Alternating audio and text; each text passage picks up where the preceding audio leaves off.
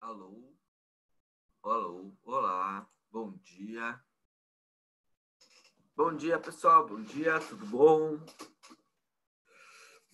Friozinho, como é que vocês estão? Tudo certo?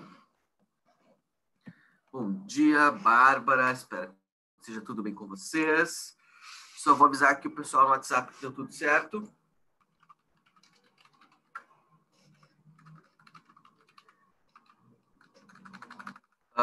Minha internet estava dando problema aqui, aí eu tive que dar uma pequena reiniciada no modem, né, para funcionar. Então, muito bom dia, Adriana, Iago, João, Bárbara. Espero que esteja tudo bem com vocês, né? Estou aqui tomando meu mate nessa manhãzinha fria de segunda-feira, né? Chegou o frio de verdade, né, pessoal? Acho que essa madrugada, essa manhã, na verdade, acho que teve tudo para ser uma das madrugadas, uma das manhãs mais frias do ano aí. Não cheguei a acompanhar as notícias, mas deu uma esfriada, né? Tá complicado o negócio. É só um mate para nos ajudar a esquentar nessa manhã. Bom, galera, então eu espero que esteja tudo bem com vocês, né? Vamos começar nossa semana. Vocês já tiveram uma aulinha de química, que eu sei, e agora nosso momento é de geografia. Muito bom dia, Dado. Bom, meus queridos e minhas queridas, eu vou deixar o material de vocês aberto aqui, caso vocês queiram tirar alguma dúvida, qualquer coisa que esteja, já estou deixando o material de vocês aberto. E outra coisa que eu queria dizer para vocês é, olha só, vocês devem ter acompanhado as notícias, né, que passaram essa semana aí, né, principalmente a do adiamento da data do Enem, né. Então o Enem não vai mais acontecer naquela data estipulada, ele vai acontecer um pouco depois, né, 60 ou 30 dias pelo menos depois. Então isso nos dá mais tranquilidade para trabalhar os conteúdos com vocês, porque nos dá mais tempo, né. Então, como a gente tem mais tempo, eu vou acrescentar algo que não tem no livro de vocês referente à vegetação, certo? O livro de vocês é um livro muito bom a nível Enem, né? Que o Enem ele é uma prova bastante nacional, cobra coisas do Brasil. Mas quando a gente pensa, por exemplo, no vestibular da URGS, às vezes a URGS ela curte cobrar coisas que não são exatamente do Brasil.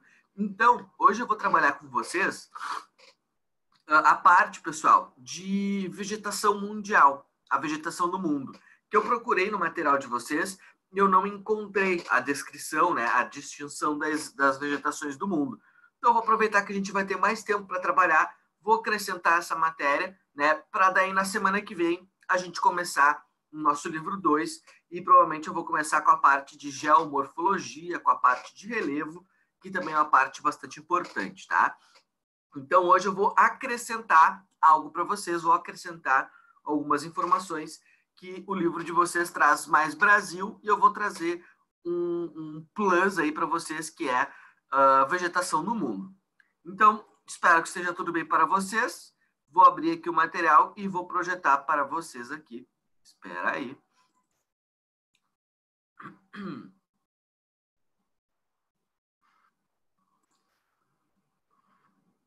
Apresentação de slides do começo. Vou projetar a tela para vocês. E aí vai ser bom, pessoal, que a gente vai poder até dar uma revisada nas vegetações do Brasil aqui, porque algumas das vegetações do Brasil, né, são caracterizadas pelas vegetações que nós vamos falar agora também. Então, aí tá a tela para vocês.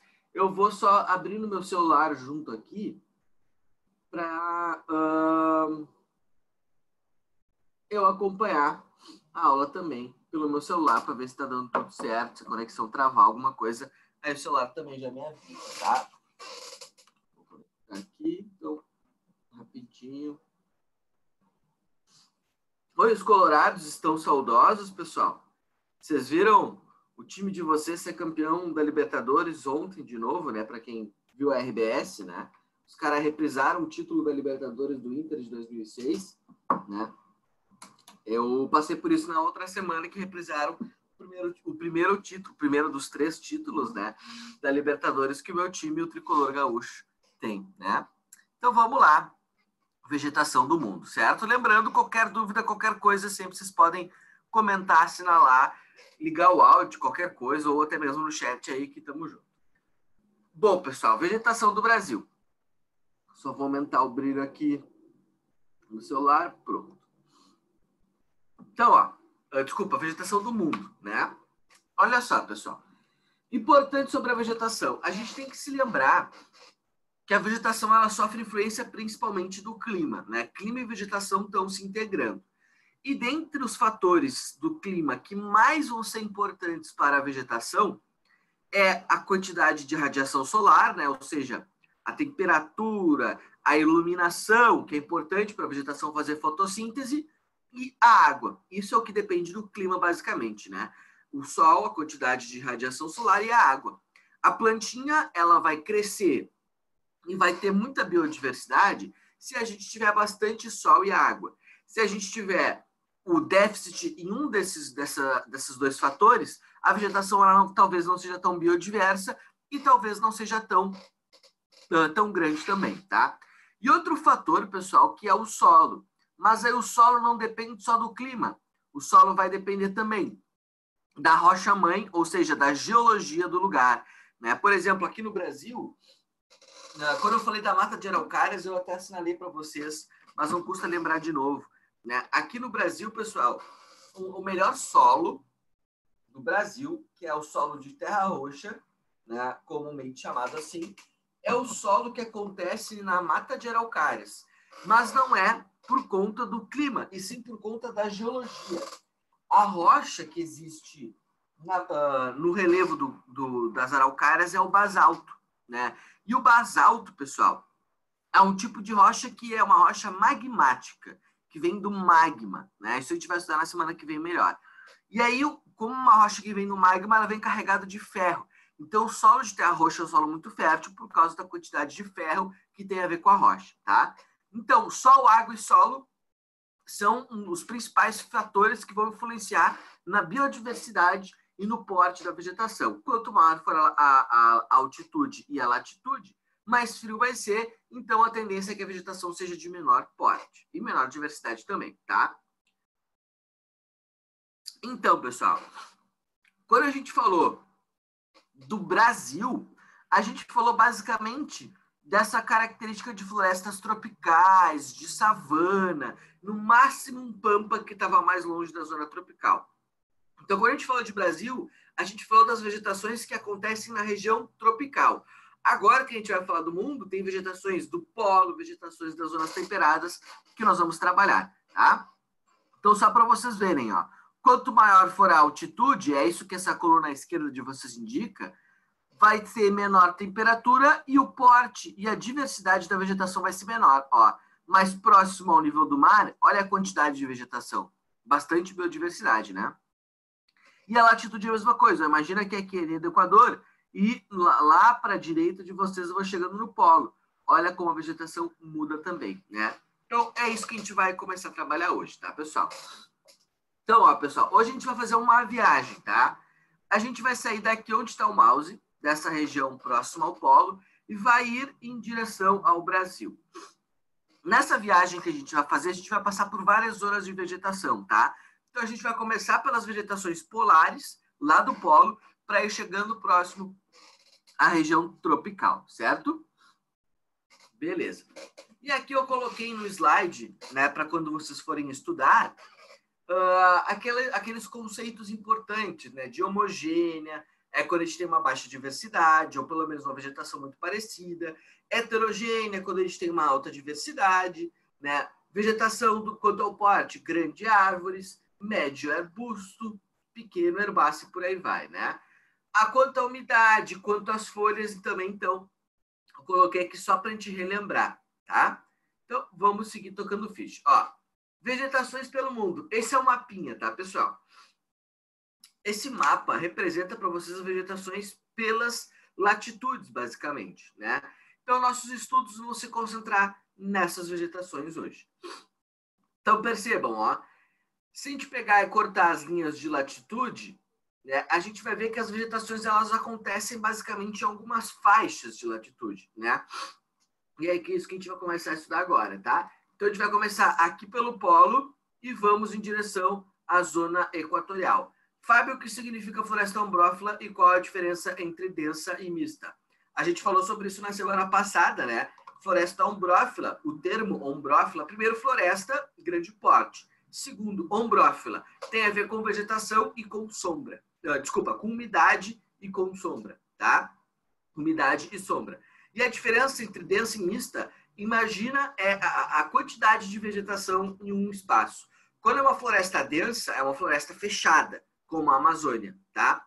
Quando é uma floresta mista, está mais para a Mata Atlântica. E quando é uma floresta aberta, é a Mata de Araucárias. Então, densa e mista tem a ver com a densidade da vegetação. Se a vegetação, as copas das árvores estão muito coladas uma nas outras, se as árvores estão muito agrupadas, é densa. Se elas estão um pouquinho mais afastadas, é mista. Essa é a diferença entre uma e outra. Sim, mas fiz uma questão que chamava araucária de mista. Sim, aí tu tem que lembrar do início da nossa aula da semana retrasada ainda, tá? Por quê? Quando eu falo de domínio morfoclimático, eu separo a araucária da Mata Atlântica, certo?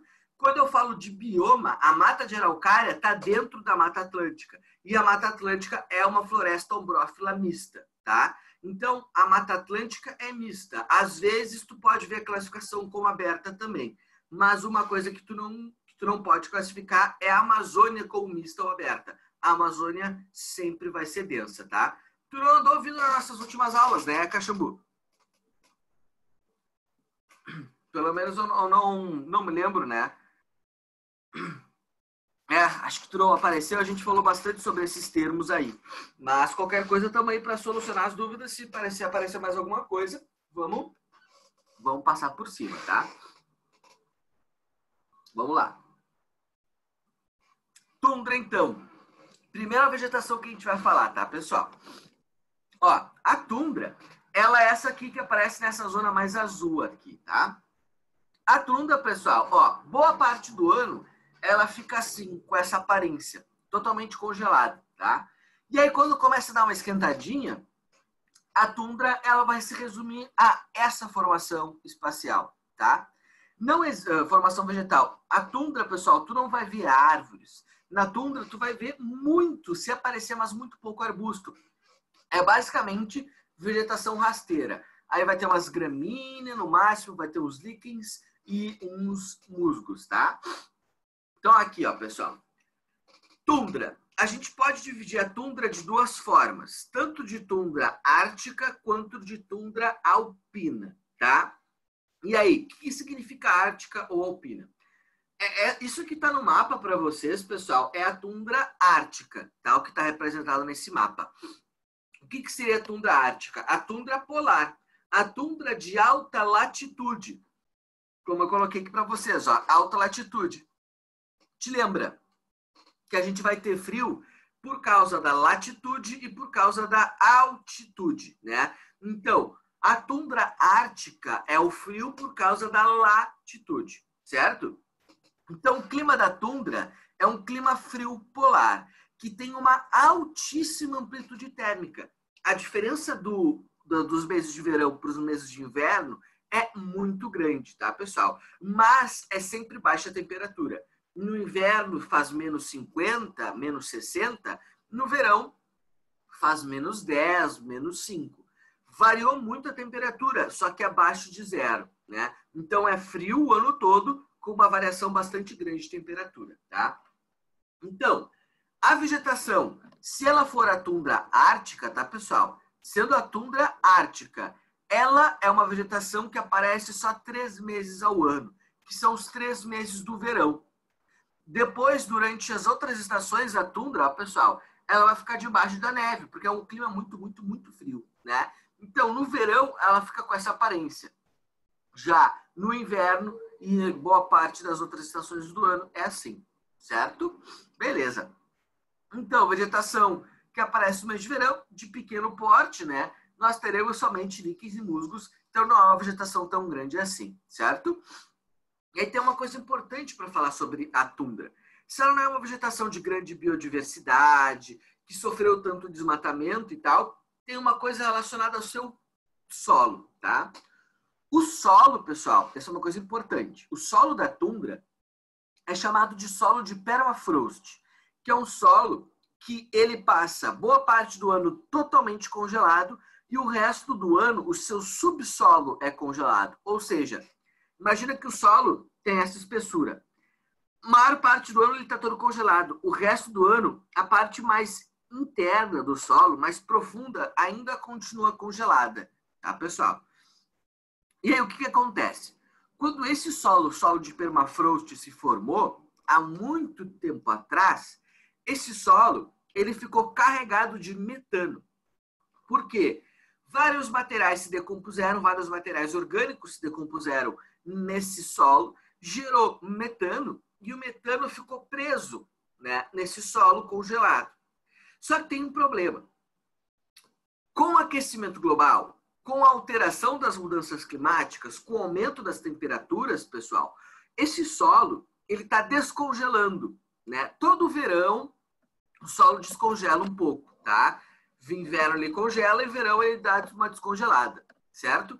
Mas agora, a época em que ele descongela, pessoal, ele está descongelando mais do que ele descongelava antes. Então, uma questão climática que envolve a tundra e seu solo é a liberação de metano, né, num possível aquecimento global que está acontecendo nos polos, tá? Então, no verão, que é comum esse solo, né, degelar um pouco, ele está degelando acima do normal, tá bom? Então, uma coisa característica importante sobre a tundra ártica, tá? Já a tundra alpina tem a ver com as montanhas. Alpina, né? Alpes, ou alpinista é o cara que sobe montanha. Então, a tundra alpina tem a ver com a montanha. Então, é a vegetação que aparece em alta latitude, em alta altitude, tá? E aí, as mesmas características, tirando que daí a vegetação de montanha, ela aparece a maior parte do ano. Não tem as estações não tem variação de temperatura, né? Não tem estações do ano ali. Então, na Ártica é onde nós teremos essa presença de 3 meses apenas. Então é isso, ó, pessoal. Toda essa região aqui, ó, pega Alasca nos Estados Unidos, Canadá, Groenlândia, pega lá os países nórdicos da Europa, pega a Rússia, né? Toda a Rússia, Estados Unidos, Canadá e os países nórdicos é onde teremos a tundra. Certo? Então, tundra é isso daí. Então, ó, perceba, a gente continua com a nossa viagem, a gente continua com a nossa caminhada. Agora, a gente está saindo do polo, né, e indo em direção à zona equatorial. A segunda vegetação que vai aparecer é a taiga, que é essa que vocês estão vendo na fotinho aí, tá? A taiga, pessoal, é uma vegetação formada basicamente por uma espécie de árvore, que é o pinus, tá? O pinus, o pinheiro, aquele pinheiro que a gente conhece do Natal, né? Aí tá uma fotinho deles. Essa é uma foto, certo? Aqui tem outra foto também, bonitinha. Outra foto.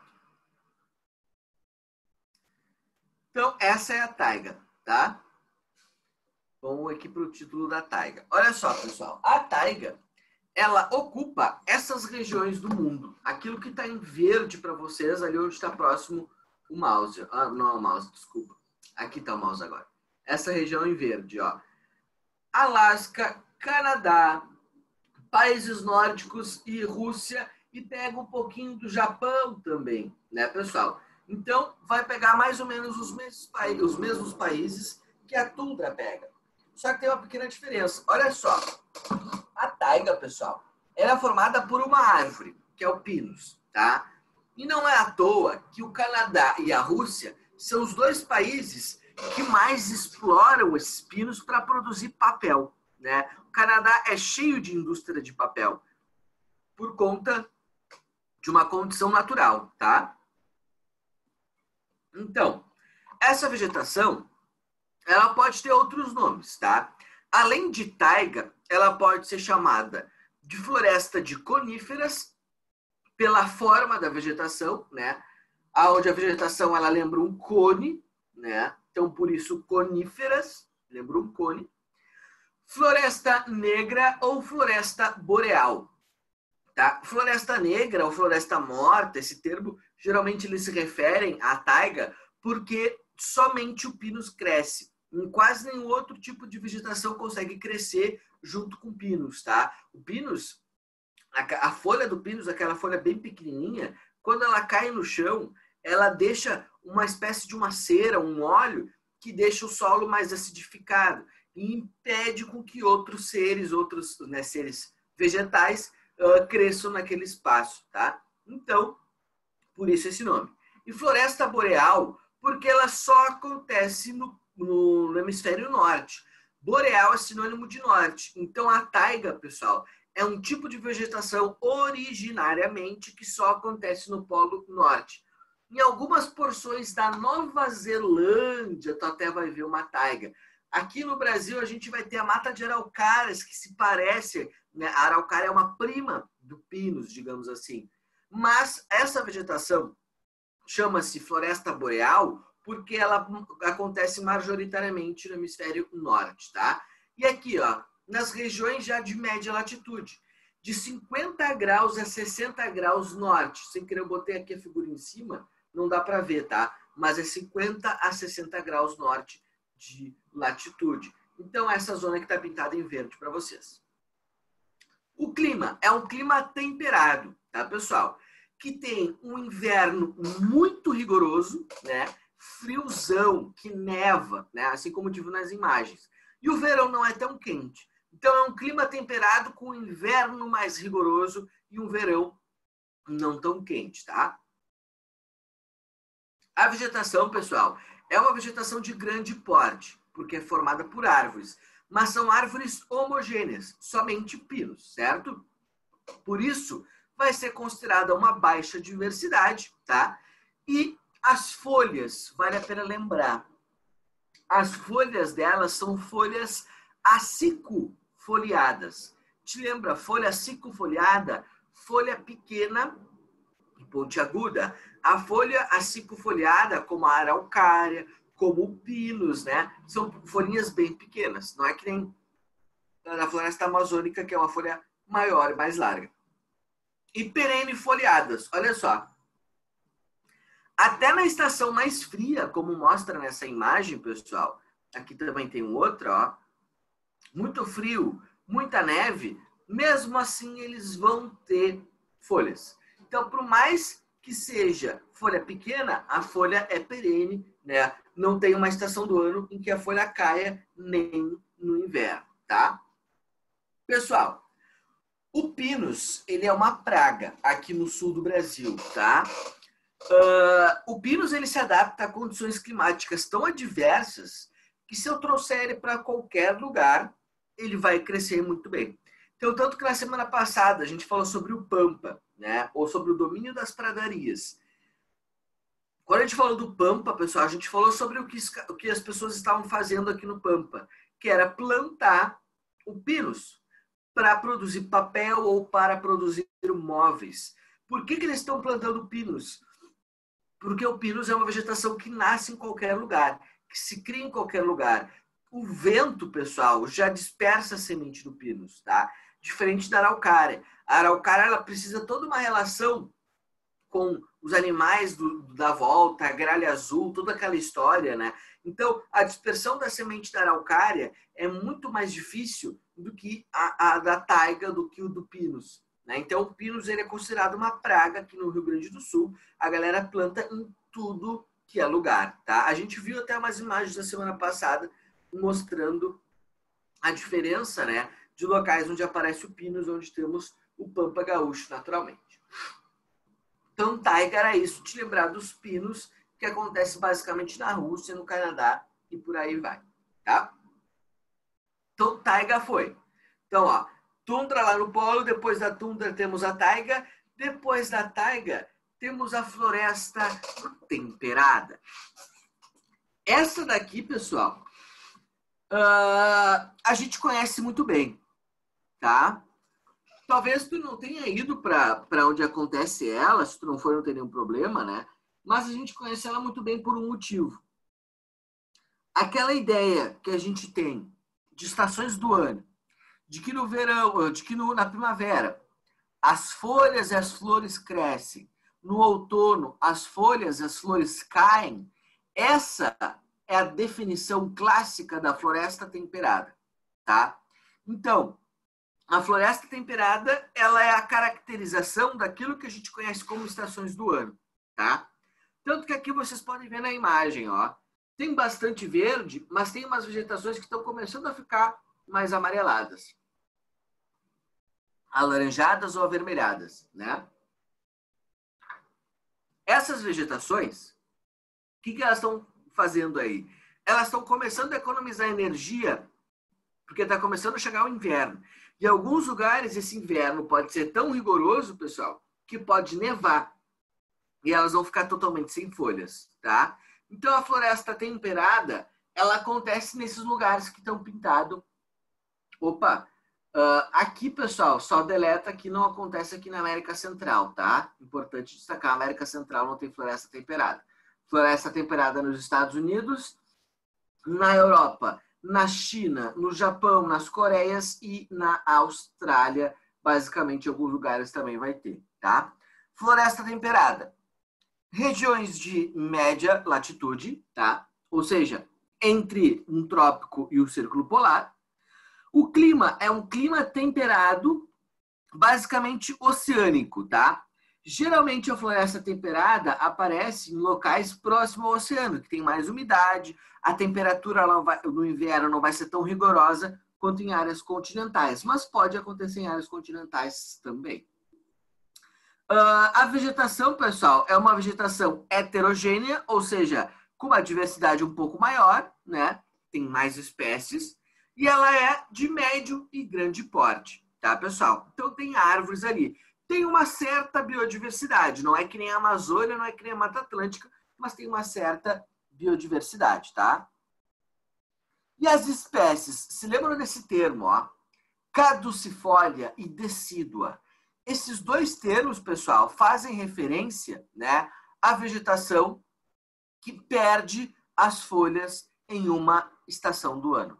Então, no inverno, a vegetação, para economizar energia, vai perder as folhas. E a vegetação que faz isso, a gente chama de caducifólia ou vegetação decídua, tá? Decídua ou caducifólia, tanto faz, esses dois termos servem para este fato. Então, aqui tem uma foto dessa caracterização, ó.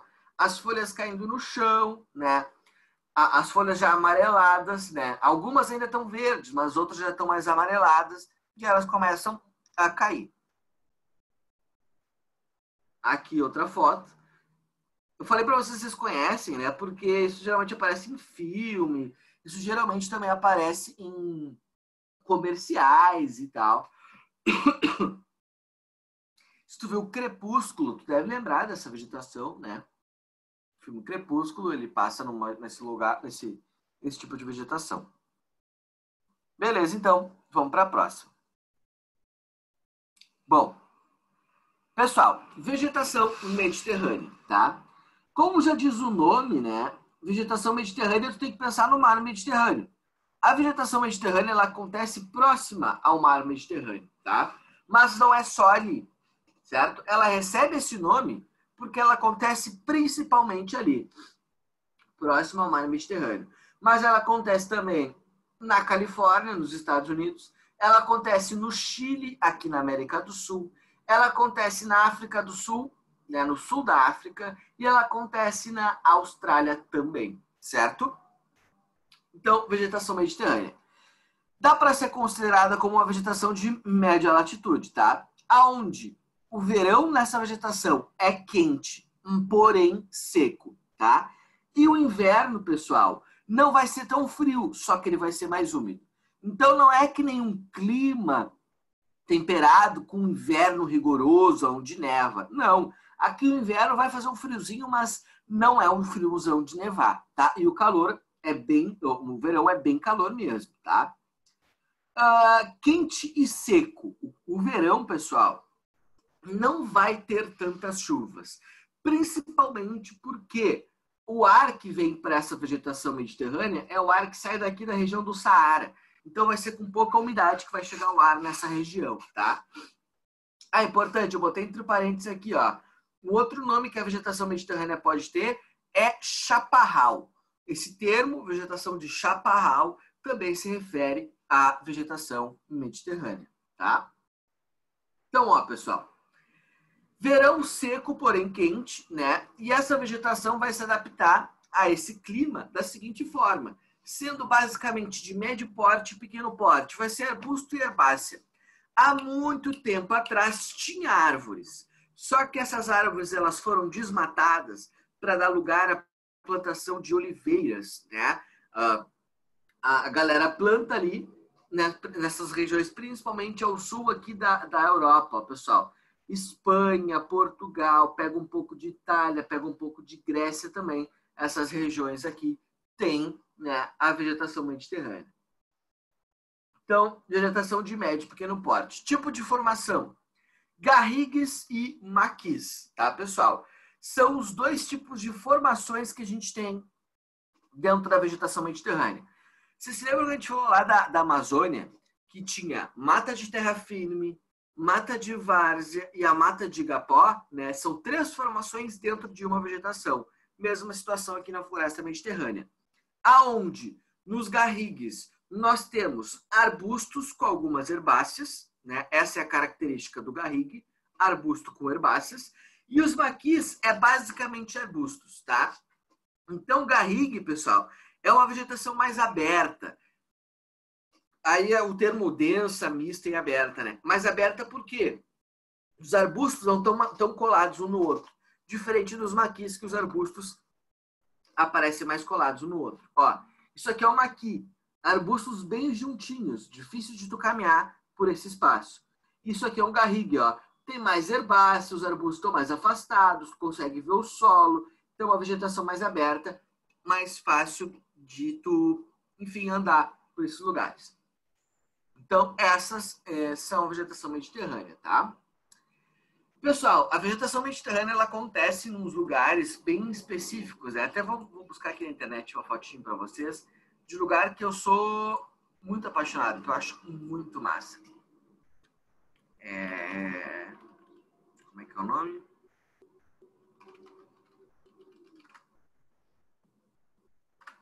Vou pegar uma foto para mostrar para vocês. Onde acontece esse tipo de vegetação, tá?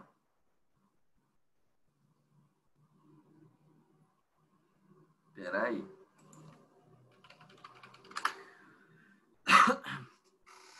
Esse para mim é um dos lugares mais bonitos do mundo, tá, pessoal? Deixa eu pegar aqui e abrir mais uma nova guia. Esse aqui é um dos lugares mais bonitos para mim no mundo. Olha só que lugar maravilhoso. Olha que lindo, pessoal. Não sei se vocês estão achando isso maravilhoso também. Mas isso aqui é no sul de Portugal, ali, né? Sul da Espanha também tem uma formação bem parecida. E aqui a gente consegue perceber, ó, os garrigues e os maquis. Obviamente tem bastante cidade ali atrás e tal, mas dá para perceber. Olha só a cor dessa água. Gelada, mas é linda, né? Que lugar mais bonito. Eu acho muito, muito massa esse lugar. Se ficar no sul de Portugal, é a região do Algarve, né? Uma das praias mais bonitas do mundo estão aí no Algarve, né? Aqui tem uma... Enfim, não vou ficar catando todas as fotos, mas só para vocês terem noção de um lugar bonito onde acontece essa vegetação mediterrânea, tá? Então, deu dessa forma. Vamos falar então, pessoal, ó, agora são 10h10, acho que dá tempo de falar de mais uma vegetação para a gente fazer o nosso intervalo daí, tá? Então, pradarias e estepes, que é o caso do Pampa, né? Então, percebam, olha a viagem que a gente está fazendo, né? Eu vou voltar lá naquele mapa. Ó, a gente está saindo aqui do polo, já passou pela tundra, já passou pela taiga, já passou pela floresta temperada, já passou pela vegetação mediterrânea, e aí agora a gente vai falar dos estepes, né, dos campos, e aí depois vamos começar a entrar na região tropical, tá? Então, vamos falar dos estepes e dos campos aqui. Pradarias e estepes. Pessoal, pradaria e estepe é basicamente a mesma coisa, tá? A única diferença entre os dois é uma questão climática, aonde o estepe está em contato com regiões mais secas e a pradaria está em contato com regiões mais úmidas. Aqui no Rio Grande do Sul, a gente tem uma pradaria, né, que é o Pampa. Mas algumas regiões, tu até pode ver a classificação de estepe, porque algumas regiões não têm tanta umidade quanto outras. Mas o Rio Grande do Sul não tem a característica de ser seco, né? Então, majoritariamente aqui no Rio Grande do Sul são as pradarias, tá? Vegetação homogênea de pequeno porte. Neles vão prevalecer as herbáceas com alguma presença de arbustos, tá? De vez em quando aparecem os arbustos. Te lembra? Campo limpo é como se define aqui no Brasil. Então, as pradarias, certo? E os estepes, aquela vegetação com essa imagem, ó. É só gramínea, quando muito vai aparecer um arbusto, né? Vegetação que tu consegue ver o horizonte, né? Essa região é muito utilizada para a agropecuária por uma questão característica natural, né? O gado se dá muito bem aí. Eu posso plantar qualquer coisa aí porque eu não preciso desmatar para plantar, né? Ao contrário da Amazônia, que é o que a gente faz na Amazônia, a gente tem que desmatar a Amazônia para poder plantar em cima dela, né? Então, algumas diferenças que nós temos aí nesse tipo de formação vegetal. Se lembrar ainda, né, pessoal, que aqui no Brasil, a gente tinha tudo para ter um deserto na região onde tem o nosso Pampa, né? Por quê? Porque é a região de 30 graus de latitude, aquela região onde é normal acontecerem os desertos, né? Só que a gente não tem um deserto aqui por conta da umidade da Amazônia, né, que chega aqui na região sul, que nós chamamos de rios voadores ou rios aéreos, né? Então se lembrem disso. Então aqui no Rio Grande do Sul, o nosso Pampa, ele é uma vegetação de transição entre dois tempos. Há muito tempo atrás, onde acontece o Pampa agora, a gente tinha uma vegetação de deserto, certo? E agora a gente está tendo um clima um pouco mais úmido. Então, Pampa é uma vegetação de transição entre dois tempos, de um passado que era um deserto para um futuro que é mais úmido, tá? Então, Pampa é uma vegetação tão frágil aqui no sul que ela passa por aquele processo de arenização, que é diferente da desertificação, né? A arenização do Pampa, ela é como é que eu posso dizer? Ela é um problema que acontece basicamente no solo, né? Enquanto a desertificação, ela é um problema que, além do solo, envolve os recursos de água do espaço.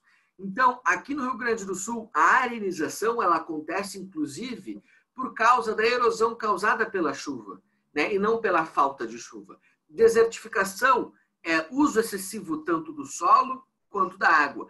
A arenização é um desgaste do solo, principalmente por causa da erosão da chuva, auxiliada pelo gado, auxiliada pelas plantações, né, pelas grandes colheitadeiras que ficam compactando o solo, fazendo com que a erosão aconteça de uma forma mais fácil, tá? Então, as pradarias, se lembrar dessa característica delas. Bom, deixa eu ver, formação desértica, savana e floresta. A gente está quase no final, ó. Já até adiantei bastante aqui para vocês.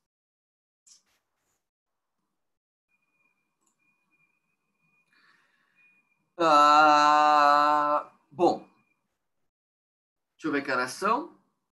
10h05. Tá. Vamos fazer o seguinte, eu vou falar mais da vegetação desértica com vocês e aí a gente vai para o nosso intervalo, tá bom? Dá tempo. Bom, pessoal, vegetação desértica. A vegetação de deserto é uma vegetação que acontece... Primeiro, eu coloquei a localização ali para vocês, ó. Toda essa região que está pintada de marrom para vocês, né, é onde acontecem os desertos no mundo, onde acontece a vegetação desértica no mundo. Cada uma por um motivo específico, né? Mas, majoritariamente, as regiões desérticas, né, pessoal, elas acontecem nas latitudes de 30 graus. Como aqui, isso seria uma latitude de 30 graus, e aqui, peraí, botei muito para baixo. Aqui. Nessas duas zonas são as latitudes de 30 graus, né? Se lembra, nós temos dois motivos básicos para nós termos um deserto, né? Primeiro, uma zona de alta pressão, que é aquela zona onde o ar vem de cima para baixo, né? Alta pressão, o ar vem de cima para baixo. e ao ar seco. E além disso, a gente tem que ter, se for região litorânea, a ação de uma corrente marinha ou corrente marítima, né, fria. Então se lembrem disso, tá? E aí essas regiões de 30 graus, ela tem regiões de alta latitude e essas correntes marítimas frias próximas a essas regiões, tá? Beleza. Clima árido, pessoal, é o clima que tem pouca chuva, isso todo mundo sabe, né? E aí a característica da vegetação, pessoal, vegetação descontínua e com baixa diversidade.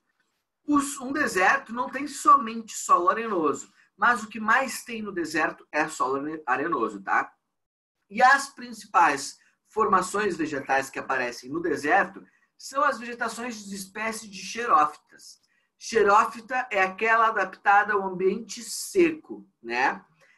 Como é que ela vai se adaptar a esse ambiente seco? A vegetação, pessoal, ela sempre precisa de água. Se não vem água de cima, ela vai pegar água de outro lugar, ela vai pegar água de onde? De baixo, tá? Então, as raízes delas serão profundas, os galhos delas vão ser mais tortuosos e alguns mesmo vão ter espinhos no lugar das folhas, que são o caso dos cactos, né? Os cactos e as bromélias são exemplos de vegetações que aparecem na vegetação desértica, né? Aqui tem um exemplo de um cactus, né, pessoal? Bem espinhento. Região desértica, então. Mas não é só de cactos que um deserto é feito, né? Nós temos também, pessoal, em algumas regiões pode aflorar o que nós chamamos de oásis, que é mais ou menos essa lógica aqui, ó. Isso é um oásis. Numa região desértica, né, numa região de dunas, vai ter uma vegetação mais exuberante porque aflora o lençol freático. Isso aqui é água subterrânea, tá, pessoal? Então, a água subterrânea, ela aflora e aí vai crescer uma vegetação nesse espaço. E essa vegetação a gente vai chamar de oásis. Então, o oásis é um agrupamento de vegetação que está associada à afloração ou afloramento, né, do lençol freático. A água que está lá embaixo no solo, ela acaba aparecendo próximo à superfície, dando condições para que outras vegetações apareçam, tá? Então, os oásis têm a ver com a água subterrânea que aflora. É mais ou menos essa ideia. Tem regiões mais altas que estão mais longe da água subterrânea e regiões mais baixas que estão mais perto da água subterrânea. E aí esses espaços afloram, né? Isso, se não me engano, é um lugar no Chile, não, desculpa, no Peru, né? Tem esse tipo de formação. Então, o oásis é isso, né, pessoal? Beleza? Então, eu vou parar por aqui para a gente falar o nosso intervalinho, né? Intervalo clássico. 10h25, no máximo 10h30, estamos voltando, tá? Oi, pode mandar, Jéssica, por favor. Voltar um slide. Esse?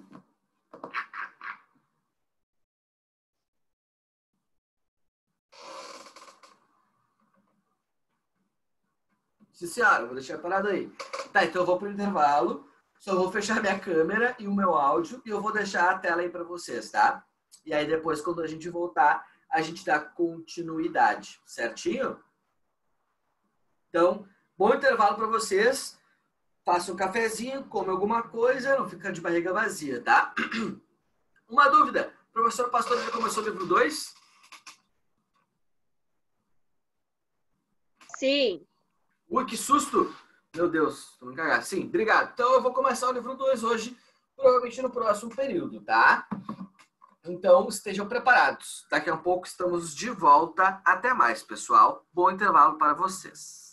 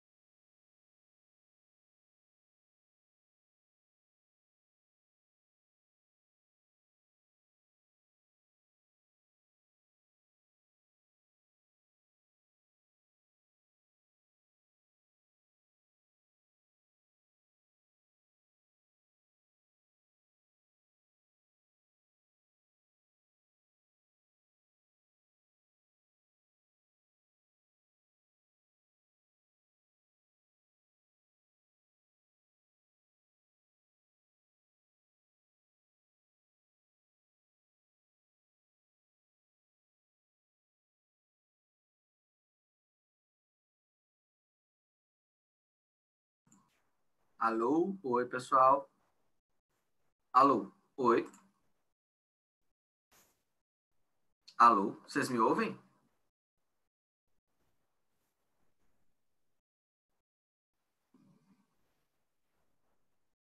Aí, é que não estava aparecendo para mim aqui o negócio, eu não sabia se estava rolando. Então tá, vamos voltar. Desculpa a demora aí, mas eu aproveitei o intervalo para deixar preparado já os slides para a continuação da nossa matéria, que vai ser geologia, tá? Então eu só estava dando uma editadinha nos slides aqui. Então vamos terminar a vegetação do mundo para falar de geomorfologia depois, tá? Vou projetar a tela para vocês. Tela 2. Aqui. Perfeito. Então, ó, deixa eu deixar o chat aberto aqui. Vou pegar um negocinho para ficar mais claro para vocês. É isso. Então tá. Vegetação desértica já foi. Agora, pessoal, só para dar uma olhadinha aqui no mapa da vegetação do mundo, ó. Espera aí, aqui. Então, a gente falou de quase todas, agora entramos na zona tropical. Última que a gente falou fora da zona tropical é a vegetação de deserto, tá? Aí agora a gente vai entrar dentro da região tropical e aí a gente vai falar dessa vegetação que está em lilás ou roxo aqui, que é a savana, e a floresta tropical para finalizar, tá bom? Então, pessoal, finalizando vegetação com savana. Savana é um tipo de vegetação tropical, certo? É um tipo de vegetação que aparece nas regiões tropicais. Então, o clima da savana é um clima tropical, porém semiúmido. O que isso quer dizer?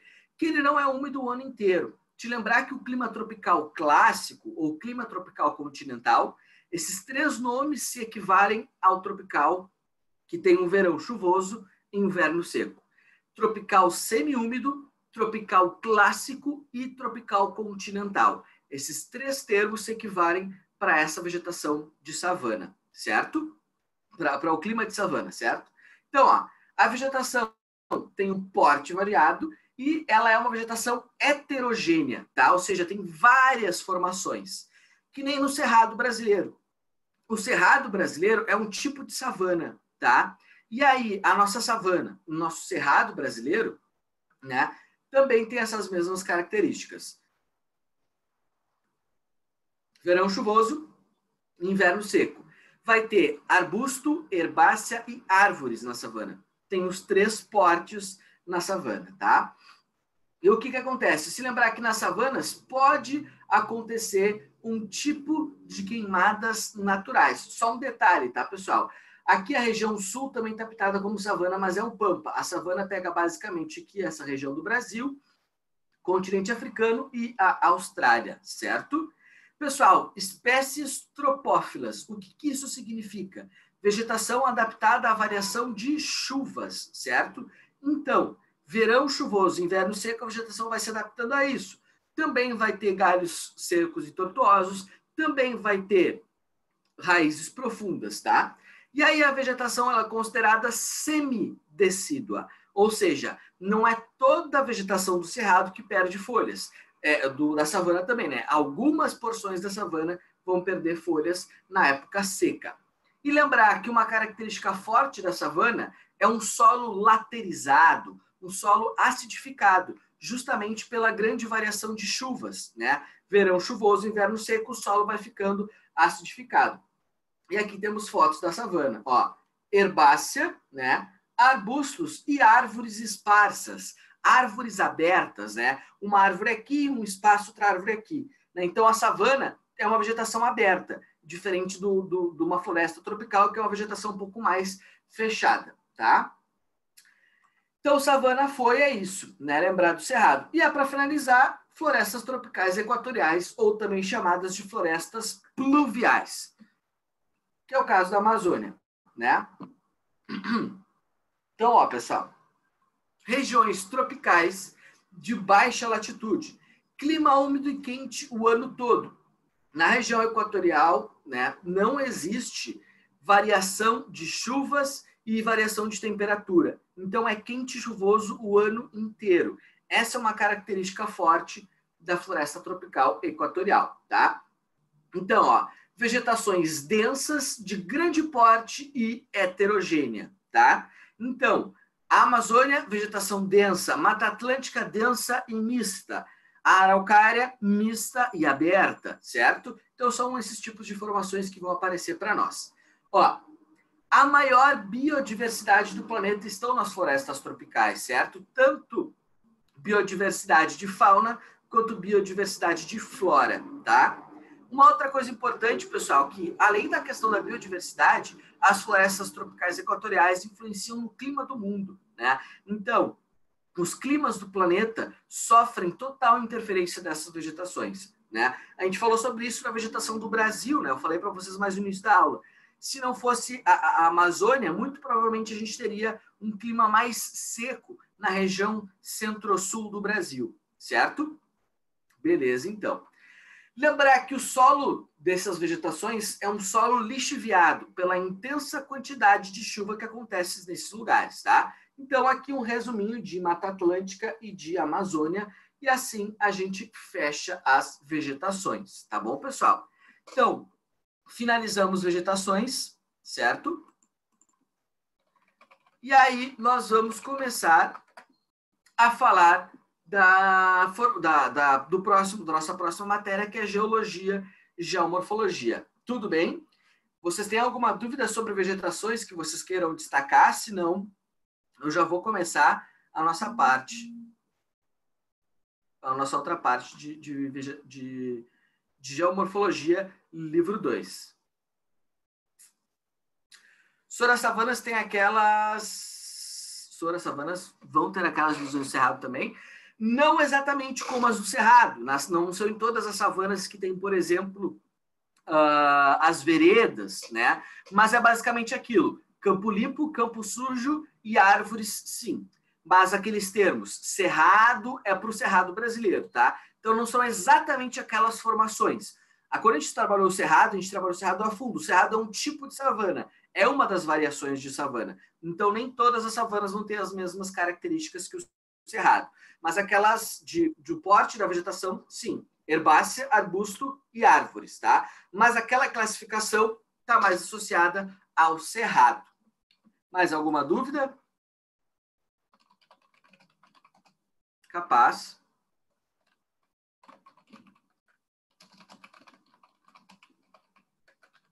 Então, vou começar a nossa próxima aula, tá? Vou fechar aqui, então.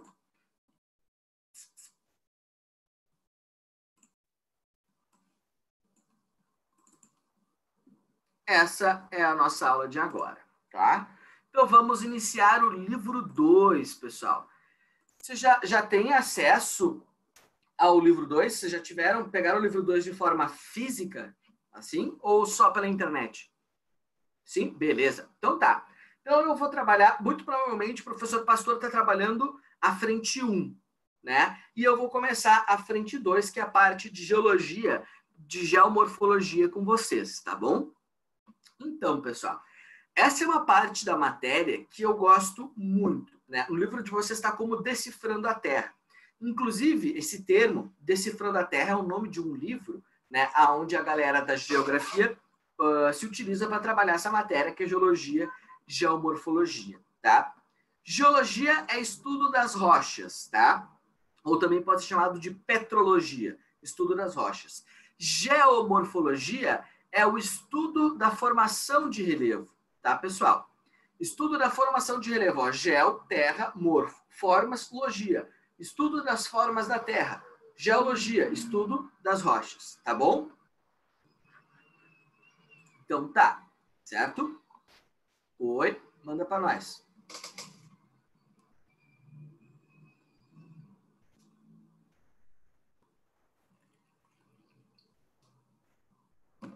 Só estou esperando o nosso colega terminar de escrever aí o que ele tem de dúvidas e o que ele quer que ele fale. Manda, qual a confusão que tem em relação ao clima temperado?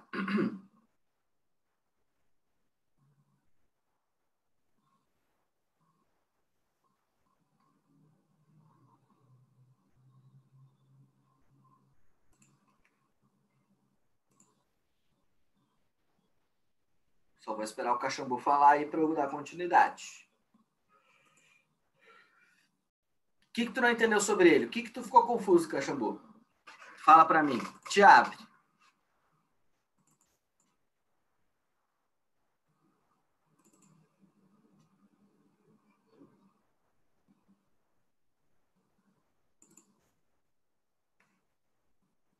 Ó, até tô abrindo a aula de clima para nós aqui, tá? Questão da URGS cobrou características. Se tu tiver essa questão, me manda aí que eu abro ela se tu precisar. Mas acho muito amplo. Sim. Qual é a amplitude que tu achou de diferente aí? Vamos lá. Estou até abrindo aqui, ó. Os climas temperados para vocês. Material que a gente utilizou na aula de clima. Olha só. Clima temperados, primeira coisa. Quando a gente fala, é importante separar. Nós temos climas tropicais, climas temperados e climas polares.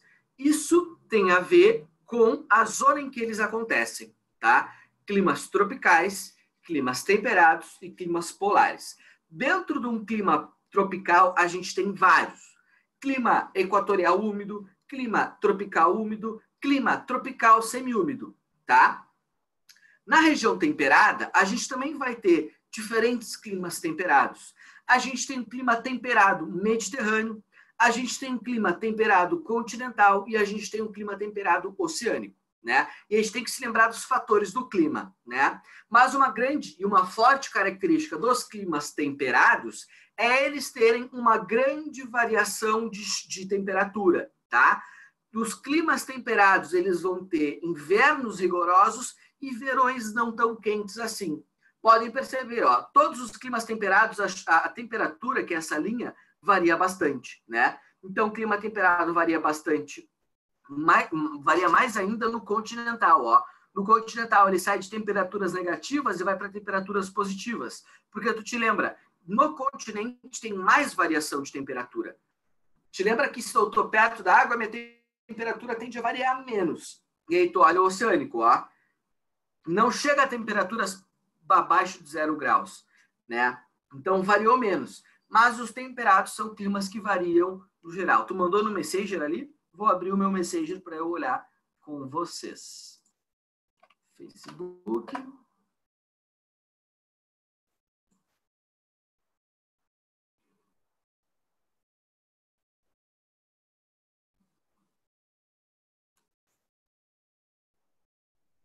Achei que já tinha me mandado.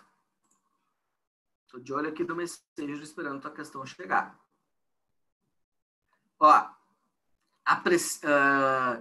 a URGS disse que o clima continental não apresenta uma alta amplitude diária. Olha só, nós temos dois tipos de amplitude térmica, tá? Deixa eu abrir aqui a questão. Vou aqui projetar para vocês. Nós temos dois tipos, tá, de amplitude térmica. A amplitude térmica diária e a amplitude térmica anual, tá? A amplitude térmica diária tem mais a ver com a proximidade ou não da água. A amplitude térmica anual tem mais a ver com a proximidade ou não da linha do Equador. Porque a amplitude térmica anual, tu tem que pensar nas estações do ano. Na amplitude térmica diária, tu tem que pensar no clima de deserto. O clima de deserto é quente durante o dia e frio durante a noite, tá? Então, são dois tipos de amplitudes que a gente tem. E quando a gente fala de clima temperado, eles estão longe da zona equatorial, né? Então, a amplitude térmica mais destacada que eles têm é a anual e não a diária, tá? Mas vamos ver essa questão, ó. Em relação às áreas sombreadas no mapa, são feitas as seguintes afirmações. Essas áreas apresentam um clima temperado continental, com alta amplitude térmica diária. A grande característica do clima temperado, né, é a amplitude térmica anual e não a diária, né? Então, essa aí está errada. É isso, Caxambu? Essa é a tua dúvida na questão número 1? Na alternativa número 1?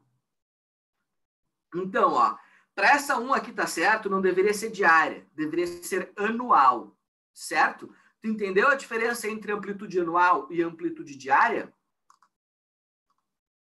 Perfeito? Nas outras, tu tem dúvida? Ou posso tocar ficha? Capaz, tamo junto. Esse tipo de conceito é importante de reforçar. Beleza. Então, ó, amplitude diária. Se falar em amplitude diária para vocês, vocês pensem no clima de deserto. 50 graus de dia, 5 graus de noite. Amplitude anual, tu pensa no clima temperado, que é verão muito frio, inverno vai ser mais quente, que é como nós aqui no Rio Grande do Sul, certo? Beleza, então. Vou fechar aqui. Vou fechar aqui. Espera aí. E vamos para geologia. Pessoal, então como eu ia dizendo, né? Essa é a parte da matéria que eu mais gosto da geografia. Sem dúvida alguma. É a parte da geografia que eu mais gosto. Por quê? Nessa parte da geografia, é a parte que nós, da geografia, durante a nossa faculdade, a gente está acostumado a fazer saídas de campo. E aí, tipo, final de semana, a gente sai, faz saída de campo, conhece os tipos de rocha, conhece as formações dos lugares e por aí vai, tá? Então, é uma das matérias que eu mais gosto. Bom, pessoal, para a gente entender geomorfologia, formação de relevo, tipo de rocha, a gente tem que entender, né, a tabela ou as eras geológicas, tá? O livro de vocês ele é muito pensado para o Enem. E o Enem não tem tanto o costume de cobrar de vocês as eras geológicas, tá? Mas a URGS é um tipo de prova que costuma cobrar de vocês. Então aqui eu vou dar uma trabalhadinha, tirar uma pequena noção com vocês sobre as eras geológicas, tá bom? No livro de vocês, eu não me lembro de ter achado, dei uma olhada por cima, não me lembro de ter achado essa parte da matéria, então eu estou acrescentando para vocês, tá? Então, ó, aqui nós temos uma tabela geológica. Pessoal, quando a gente fala em eras geológica, tempo geológico, a gente tem que pensar num tempo muito grande, tá? Um tempo muito longo. A gente tem que pensar em milhões e em milhares de anos. Sempre quando a gente fala em eras geológicas, a gente tem que pensar que são processos demorados. Não são processos assim que acontecem, tá? Então, todos esses processos que a gente vai começar a falar a partir de agora são coisas que demoram muito tempo para acontecer, tá? Não é do dia para a noite, certo? Então, vamos dar uma olhada com como é que funciona aqui a lógica das tabelas geológicas, tá bom, pessoal? Então, ó, primeira coisa importante, vou botar uma seta para indicar para vocês. O lado esquerdo aqui para vocês é o tempo ou a época, né, mais antiga, mais antigo. E já o que está aqui no final da seta é o mais recente. Ó, mais antigo para o mais recente, tá? Então, pessoal, se a gente for olhar aqui, isso aqui é o tempo mais remoto da Terra, esse lado esquerdo. O lado direito é o tempo mais recente, por exemplo, aqui no Holoceno, né? Então, ó, o que mais vocês precisam saber, pessoal, são as eras. Vou circular aqui para vocês. As eras são as mais importantes, tá? O éon, a gente não precisa saber tanto, até porque o éon, né, é o fanerozoico principal deles, onde acontece a maior parte da vida. Então, tu vai para a era e, quando muito, tu tem que saber um pouco sobre os períodos, tá? Então, era e período são basicamente época, tu vai aprofundar mais ainda. Então, se tu souber a era, já te adianta bastante coisa, tá? Só deixa eu assinalar aqui e pintar uma coisa para vocês. Vou botar aqui de branco. Ó, isso que eu estou pintando de branco para vocês, pessoal, a gente comumente chama de era pré-cambriana ou pré-cambriano, tá? O pré-cambriano, pessoal, dentro do pré-cambriano, a gente tem o proterozoico e o arqueano. São os mais antigos da história do mundo, tá? Então, pré-cambriana. Por que esse termo pré-cambriano? Porque é o que vem antes do cambriano, tá?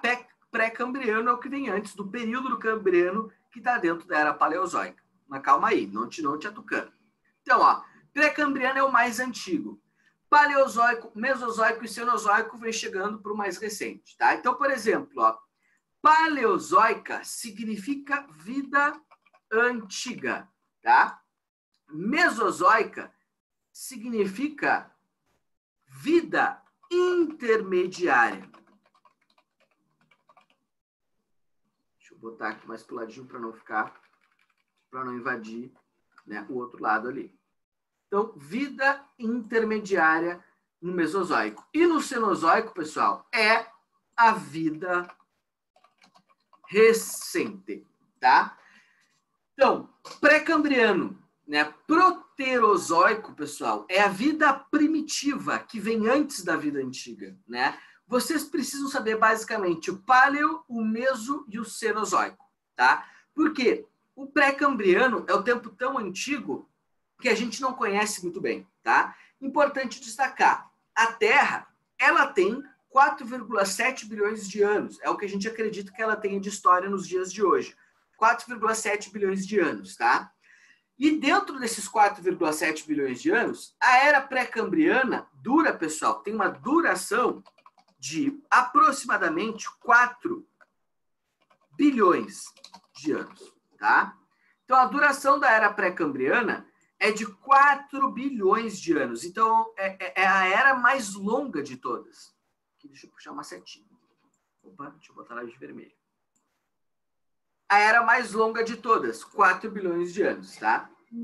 Já a era paleozoica, ó, ela dura de 600, 500 milhões de anos atrás até 248 milhões de anos atrás. Então, ela tem um espaço de tempo menor do que tem a era pré-cambriana, tá? Já a mesozoica, ó, ela dura uns 200 milhões de anos, de 240 a 250 a 65 milhões de anos. E a era cenozoica é o tempo que a gente conhece, tá? Então, paleozoico, mesozoico e cenozoico, essas três divisões duram 600 milhões de anos, que são os tempos mais recentes, tá? Então, duração de 4 bilhões de anos na era pré-cambriana. Pessoal, na era pré-cambriana, a vida mais antiga, né, a gente vai ter a origem da vida. E são vida, não é uma vida tão complexa, tá? São vidas que vão surgir dentro da água, certo? E aí, o cambriano, que é esse momento aqui, representa a explosão da vida. Então, na era paleozoica, pessoal, que a gente vai ter a explosão da vida. Explosão da vida, certo? Na era mesozoica, pessoal, vou botar os principais acontecimentos aqui, tá? Na era mesozoica, que a gente vai ter o início da fragmentação da Pangeia. Certo? Fragmentação da Pangeia na era mesozoica. E aqui na era cenozoica, se vocês viram o filme A Era do Gelo, vale a pena destacar que aqui acontecem as eras glaciais, tá? Então, explosão da vida no Paleozoico, fragmentação da Pangeia no Mesozoico, período dos dinossauros, né? E no Cenozoico, a vida recente, eras glaciais, que vai ser o domínio dos mamíferos, tá? Ó, uma coisa importante, tá? Como eu falei, as eras são o que vocês mais têm que saber. Vocês têm que saber distinguir Paleozoico, Mesozoico e Cenozoico. Paleo é antigo, Meso é no meio, Ceno é o que está em cena agora, é o que está acontecendo, tá? Então, se tu souber que o pré-cambriano era a mais antiga de todas, deixa ele de cantinho lá que não acontecem tantas coisas que a gente saiba, né? Quando a gente fala em paleozoico, a gente vai ter a explosão da vida, vai ter os primeiros peixes, depois vai ter os primeiros anfíbios e por aí vai, certo?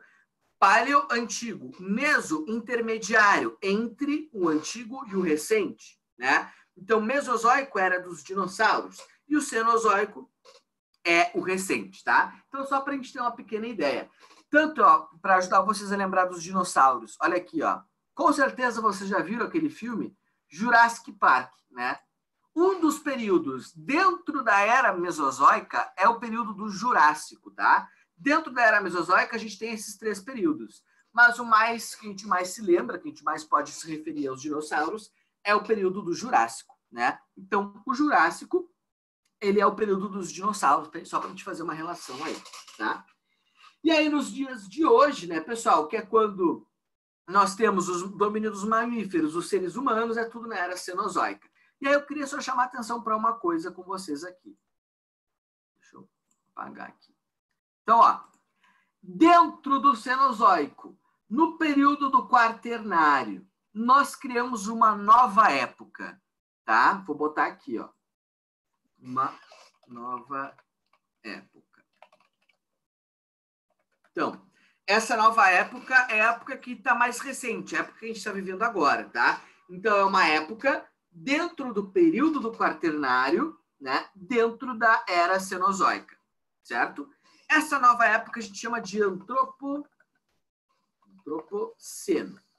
Pessoal, antropo, tudo que tem a ver com antropo tem a ver com seres humanos. Então, esse é um novo período relacionado aos seres humanos. Esse período registra a forte intervenção humana na Terra. Tá? Então, um novo período, né? Hoje em dia, foi em 2020, 2018 que a gente classificou esse novo período, né? E olhando para trás, o nosso tempo histórico, a gente viu que desde lá da primeira Revolução Industrial, a atividade humana já impactou tanto o planeta Terra que já deixou registro, já deixou cicatrizes, já deixou consequências no planeta Terra. E aí a gente criou esse período do Antropoceno. Então, o Antropoceno começaria lá na primeira Revolução Industrial, tá, pessoal? Então, essa intervenção humana, ela se sente principalmente na questão climática, tá?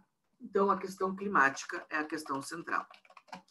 Então, isso aqui é recente, tá, pessoal? A nível de Enem, é muito difícil aparecer. A nível de URGS, é mais possível, tá? Então, tanto que apareceu, né, ano passado, se não me engano, na prova da URGS, algo referente a isso, que é um período que registra forte intervenção humana. Importante destacar, tá, pessoal? O que determina, né, o final de uma era e o início de outra era é principalmente grandes acontecimentos, né? Então, aqui, ó, para começar a era paleozoica, quer dizer que houve a explosão da vida. Quando termina a era paleozoica, é quando a gente tem uma grande extinção em massa, aonde 80% da vida do planeta simplesmente se extinguiu, deixou de existir, tá, pessoal? Não é simplesmente da noite para o dia, demorou bastante tempo para isso acontecer, né? E aí, na era mesozoica, o que isso registra? Né? Quando acaba a era paleozoica, é quando tem essa extinção em massa. A era mesozoica, ela vai acabar quando se extinguem os dinossauros. E a era cenozoica ainda não acabou porque os seres humanos ainda não se extinguiram e não vai ter ninguém para dizer que se iniciou uma nova era, né? Então, só para a gente ter uma pequena noção de como é que funciona essa tabela, essas eras geológicas, certo? Então, eu vou apagar aqui as coisas que eu escrevi e vou pular para o próximo slide aqui, só para a gente entender um pouquinho melhor, tá?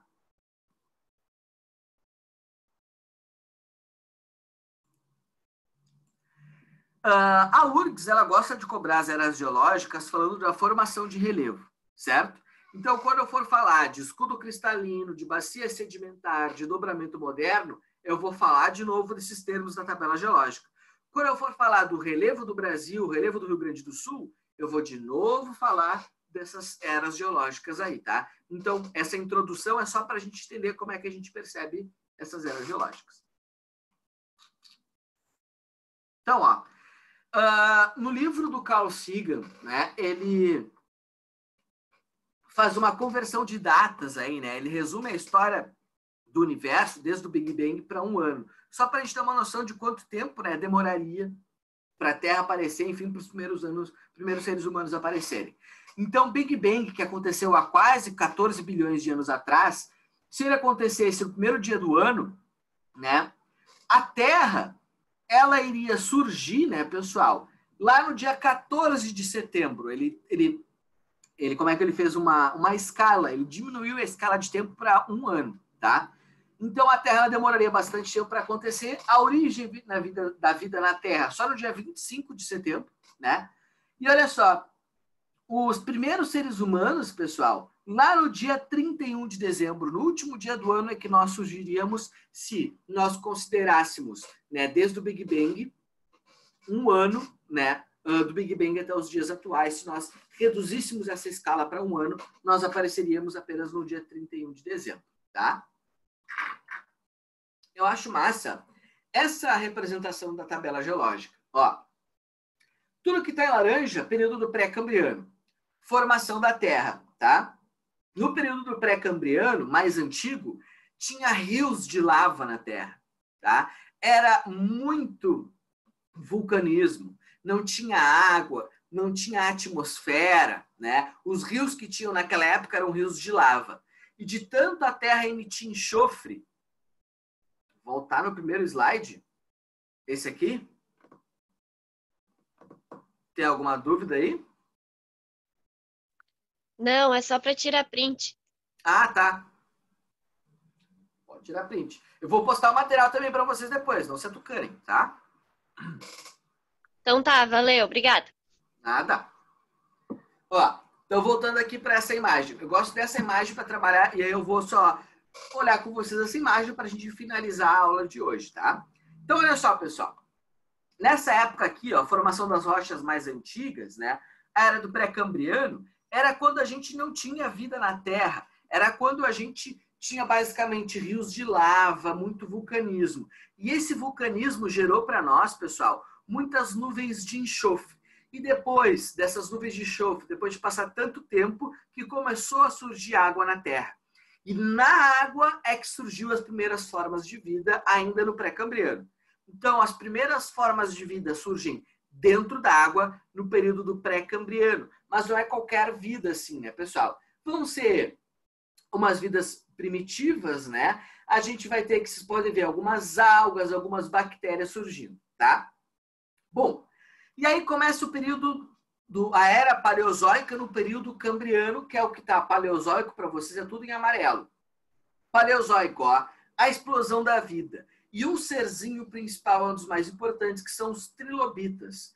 Os trilobitas, eles dominaram o mundo durante uma época, tá, pessoal? E aí, no final desse período do Paleozoico, os trilobitas são extintos. Os trilobitas são bichos, eram bichos, melhor dizendo, né? Que estavam associados a ambientes marinhos e terrestres. Então, era tipo assim, regiões próximo ao mar, era onde os trilobitas nasciam. E aí, quando a Pangeia se formou, pessoal, essas regiões de mar, elas acabaram deixando de existir e os trilobitas morreram com isso. Porque imagina o seguinte, Pangeia é a união de todos os continentes da Terra. Antes da gente ter uma Pangeia, a gente tinha vários continentes separados. Então imagina o seguinte, olha para minha mão aqui. Faz de conta que cada dedo meu é um continente, tá? E no meio de cada dedo meu tem mares, certo? E são nesses ambientes que os trilobitas viviam. E aí a Pangeia começou a se formar, e aí, olha só, fechou esses mares. Porque a Pangeia toda se colidiu, se colou. E aí esses mares todos fecharam, então esse ambiente, né, para os trilobitas que precisavam para viver, deixou de existir, então eles foram extintos com o passar do tempo, tá? Então, depois do Paleozoico, a gente vai ter os primeiros peixes. Depois dos peixes, né, a gente vai ter já algumas plantas na Terra. Vamos ter anfíbios, depois os insetos, depois os répteis, tá? E aí a gente entra no período Mesozoico, que é o período que vão ter os primeiros mamíferos, que vão ter os primeiros pássaros, vão ter os dinossauros, os domínios dos dinossauros também, e a extinção deles em toda a era Mesozoica. Importante, no final da era Paleozoica, a Pangeia se forma, tá? E aí, quando vai ocorrendo a era Mesozoica, a Pangeia ela começa a se separar. Então, ela demora toda a era Mesozoica para se separar e na era Cenozoica chegar como os continentes, na ordem dos continentes que nós conhecemos nos dias de hoje, tá bom? Então, é isto sobre a era Mesozoica. E aí, na era Cenozoica, ó, é o que está em rosa, acho que isso é rosa, né? Em azul. Então, vamos ter os mamíferos gigantes, tinha preguiças, pessoal, de 4 metros de altura, tinham mosquitos de 1,5 metro de diâmetro, então tinham vários seres de tamanho muito grande, né, no início da era Cenozoica, tá? Que é quando vai começar a se formar a Cordilheira dos Andes, o Himalaia e por aí vai, tá? E aí nós chegaremos no final da era Mesozoica com os seres humanos. E aqui, ó, um bichinho que aparece lá na era do gelo, naquele filme, né, que são os mamutes. Então, a era do gelo, ela acontece na era Cenozoica. O filme da era do gelo, pessoal, por mais que seja um desenho, ele retrata fatos reais, né, que Tá, não todo aquele enredo é real, né, pessoal? Pelo amor de Deus. Mas o fato da Terra ter ficado gelada durante uma época, né, um grande período de glaciação, aquilo foi um fato verdadeiro.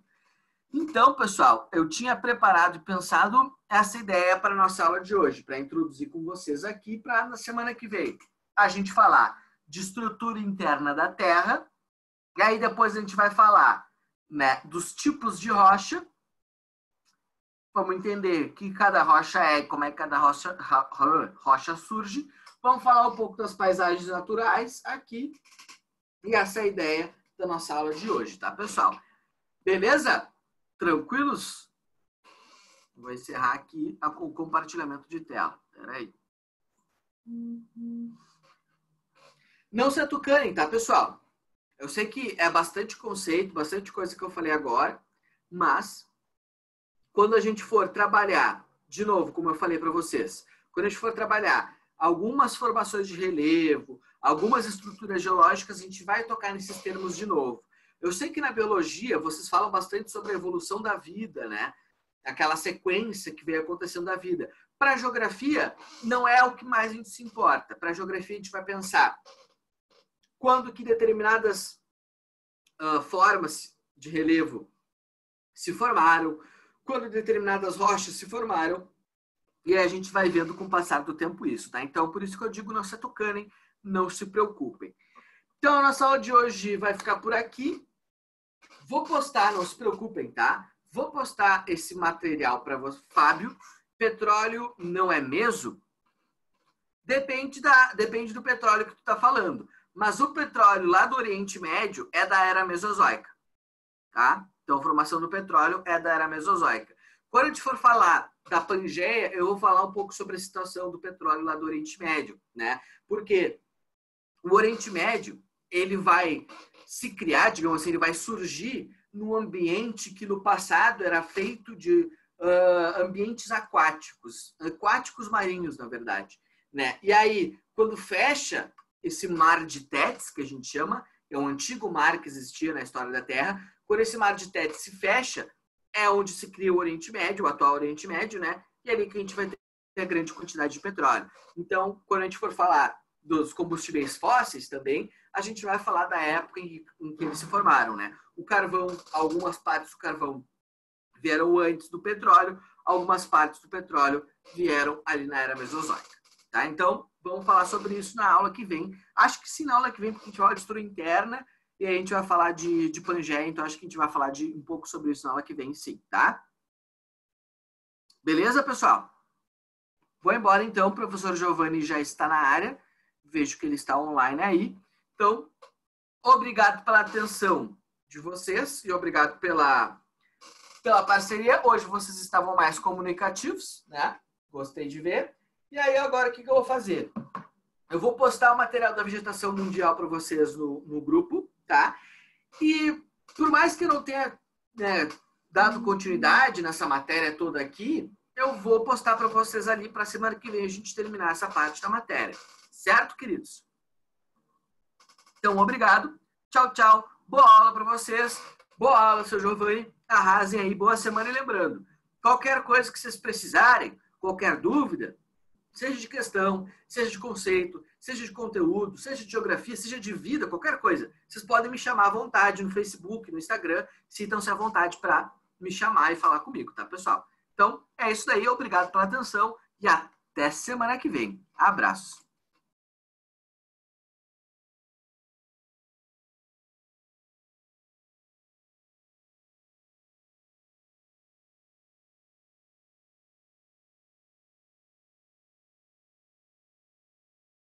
Bom dia a todos. Salve, salve, meus queridos.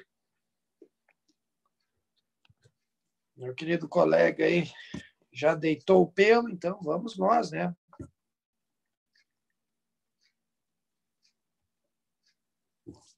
Vamos começar a nossa aulinha. Deixar isso daqui, cai fora. Como é que estão meus sofrenildos aí com a física? A lista anda judiando muito vocês aí. Como é que está a lista de gravitação, hein? Tá mais soft a coisa? Como é que tá a coisa aí para vocês? Tá mais tranquilão ou não?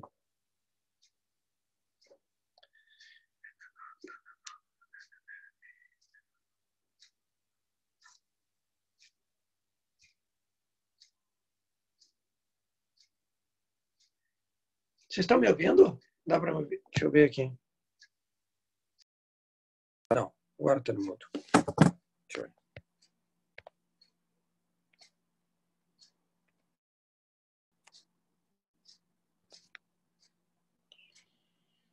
Não, tá ok. Tá perfeito.